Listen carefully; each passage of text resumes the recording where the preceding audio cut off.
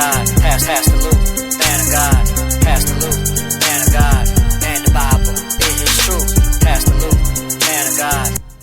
I need you to understand, and we talked about this a little bit on last week, that you cannot skip steps in God's process.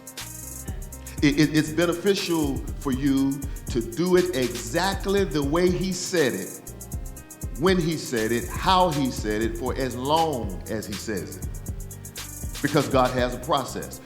There are some people that come to God, hear me, only to put their problems on the altar.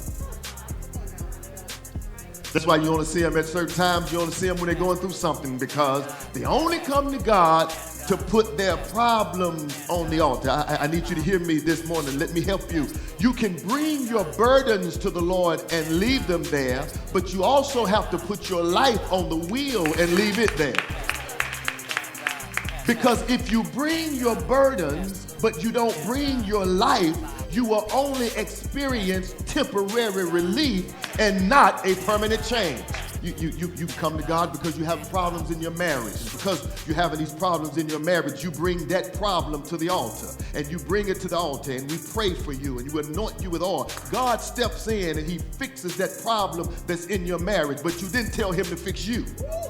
So now you go back home and you recreate that same problem that God just delivered you from. Somebody asked God to help them with their finances. God, I got a problem with my finances. My bills are short. My money is funny. I need you to help me. I need you to fix me. God steps in. He brings you a financial breakthrough. He blesses you. And so now that financial issue is fixed, but you didn't ask Him to fix you. So now you're doing the same thing to get right back in the financial rut that you were in. Watch this, because you didn't follow the process. In the process, hear me, will help you to discover that the problem is not really the problem. Staying in the process will help you see that when I change, I wish I had some help in here, that then everything around me will change. I need you to understand now that you must know what the process looks like. You must know what the process looks like, and you must know where you are in the process. That's critical. You must know exactly what it is this process looks like, and you need to know when you are in the process. There's some of you ain't even got your number yet. You hadn't even started your process yet, and you can't get mad at those that God's getting ready to bless in this season, because it's a process. Somebody say process. You need to know what the process looks like. Watch this. And you need to know where you are in it.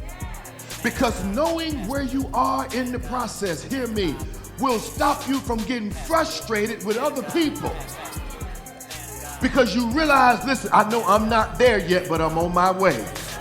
I realize that I didn't come this far just to come this far, but I know where I am in the process. Somebody shout process. The children of Israel spent so much time looking at the closed door that they didn't see the door God had opened.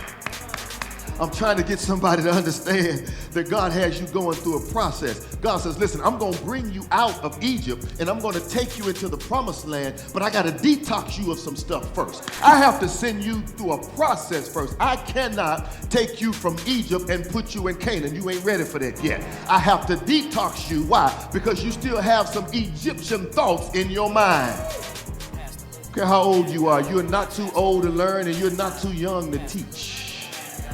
You have options. There's other things that you can do. Why? Because you are fearfully and wonderfully made. I need you to know that you are God's greatest creation. You are a masterpiece because you are a piece of the master.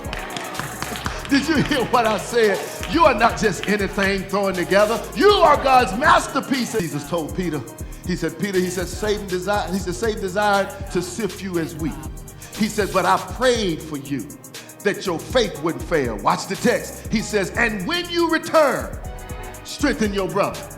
Oh, y'all missed it. Y'all missed it. You can't strengthen them until you go through something, Peter. But when you return, strengthen your brother. Because when you return, then your brother gonna listen to you, because they gonna know if anybody knows about going through, it's you. And I've come to talk to somebody that done been through a storm. Strengthen your brother. I know it's hard on you right now, but strengthen your brother. God has equipped you